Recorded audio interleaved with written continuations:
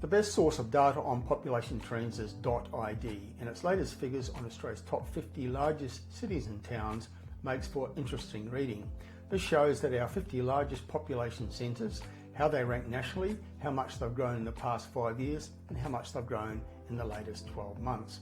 These top 50 cities comprise almost 23 million people. 84% of the total population of Australia live in these 50 cities, which illustrates just how urbanised the nation is. 38% live in just the top 2 cities and 62% are in the top 5.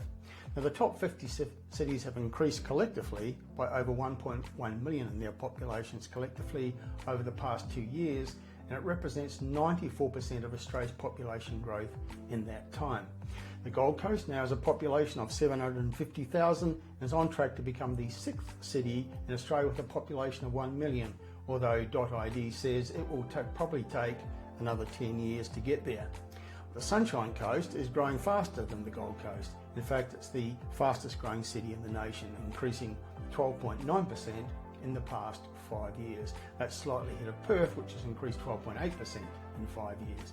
The third fastest growing city in Australia is Geelong in Victoria, which has risen 11.5%, and next is Brisbane, which is up 11.1%. And then we have Ballarat in Victoria and Hervey Bay in Queensland, which both have grown more than 10% in 5 years, as has the Gold Coast, which has grown a bit over 10% in that period.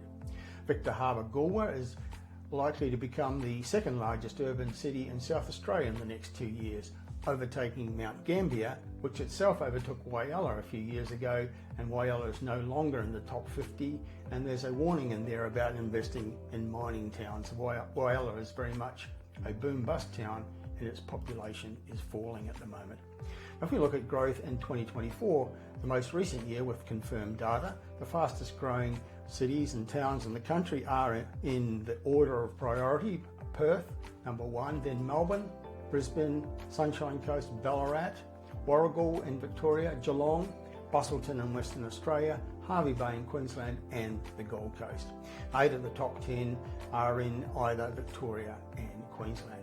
There's a new contender breaking into the top 50, the region in New South Wales known as Morisset-Cooranbong, which jumped 3.5% in 2024 and by 15.2% in the past 5 years. Now, these are growth suburbs in the city of Lake Macquarie, which is part of the Newcastle metropolitan area, keeping in mind that the overall Newcastle region is now Australia's 7th largest city with a population of well over 500,000 people.